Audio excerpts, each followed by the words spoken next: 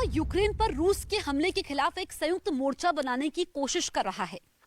Ukraine को और आर्थिक मदद के ऐलान को 9 मई को मॉस्को में हुए शक्ति प्रदर्शन के जवाब के तौर पर देखा जा रहा है। इधर अमेरिका ने रूसी सेना पर गंभीर आरोप लगाए हैं कि रूसी सेना यूक्रेन में युद्ध अपराध और अत्याचार कर रही है, जिसकी वजह से यूक्रेन में बड़ा मानवीय संकट पैदा हो गया है। यूक्रेन के लिए नए आर्थिक मदद के प्रस्ताव को मंजूरी देने के साथ साथ अमेरिकी सांसदों का कहना है कि रूस के राष्ट्रपति व्लादिमीर पुतिन एक आतंकवादी की तरह फैसले ले रहे हैं। अमेरिकी सीनेट के दोनों सदनों का मानना है कि अमेरिकी संसद में जल्द ही रूस के खिलाफ एक प्रस्ताव लाकर उसे एक आतंकवाद को समर्थन देने वाला देश घोषित कर देना चाहिए। Last week, the Ukrainian parliament took a vote urging the U.S. Congress to designate Russia as a state sponsor of terrorism.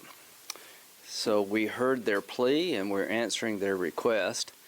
Today we will be introducing a resolution urging the Secretary of State and the Biden administration to designate Russia as a state sponsor of terrorism because they are. There is anybody who embodies terrorism and totalitarianism and torture, it is Vladimir Putin. And Russia, unfortunately, is in his hands.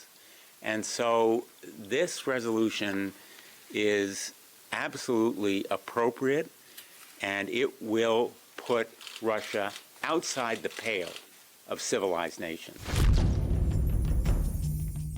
सैन्य सहायता के अलावा America Ukraine को रूस के खिलाफ खुफिया जानकारियां भी दे रहा है। अमेरिकी मदद के कारण ही यूक्रेन रूस के कई सैन्य अधिकारियों को मारने के अलावा उसके कई युद्धपोत भी डुबोने में कामयाब रहा है।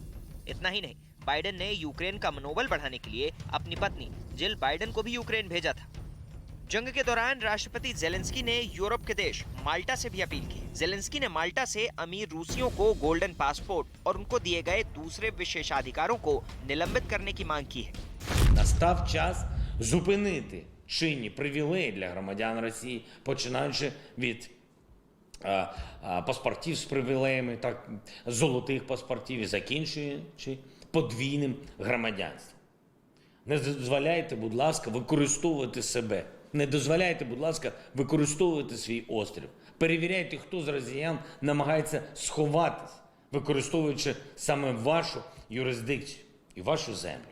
Блокуйте нерухомість, блокуйте яхти, рахунки, які належать росіянам, діяльність російських IT і блокчейн-компаній, російські пропагандистські канали. Це в Росії вже давно, у більшості це не просто бізнес. Це структури, пов'язані з агресивною російською. यूक्रेन के राष्ट्रपति वोलोदिमीर ज़ेलेंस्की के मुताबिक जंग की वजह से अगर यूरोपीय देशों के पोर्ट पर इसी तरह व्यापार बाधित रहा तो पूरी दुनिया में खाद्यान्न संकट पैदा हो जाएगा।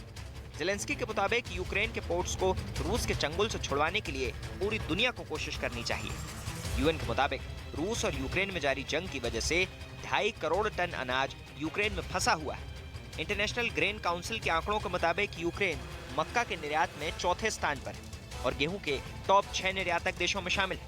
यूरोपियन काउंसिल का भी कहना है कि ओडेसा पोर्ट पर गेहूं और मक्का के गोदाम भरे पड़े हैं, लेकिन काले सागर में ब्लॉकेट की वजह से इसका निर्यात नहीं हो पा रहा और दुनिया को खाद्यान्न संकट का सामना करना पड़ रहा है। फिलहाल रूसी सेना यूक्रेन के ओडेसा शहर पर कब्जा करने के लिए उस पर ताबड़तोड़ हमले कर रही है। रक्षा विशेषज्ञों का मानना है कि ओडेसा पर रूस का कब्जा होते ही यूक्रेन पूरी तरह लैंडलॉक देश बन जाएगा।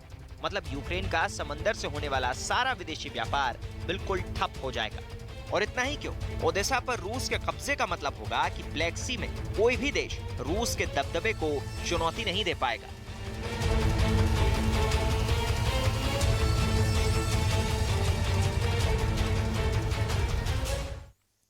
रूस की सेना यूक्रेन के सबसे बिजी बंदरगाहों में से एक ओडेसा पर लगातार हाइपरसोनिक मिसाइलों से हमला कर रही है। वहां से सिर्फ बर्बादी की तस्वीरें सामने आ रही है। ओडेसा पर कब्जा होने का मतलब होगा कि यूक्रेन पूरी तरीके से लैंडलॉक देश बन जाएगा और जो समंदर के जरिए व्यापार होता है वो नहीं हो पाएगा और काला सागर में रूस का दबदबा बढ़ जाएगा। ओडेसा इस वक्त मलबे में तब्दील हो चुका है। एक रिपोर्ट आप देखिए।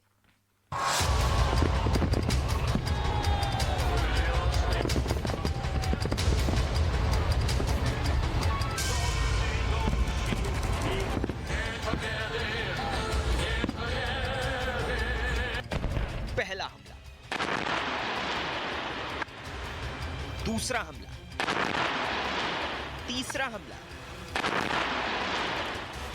चौथा हमला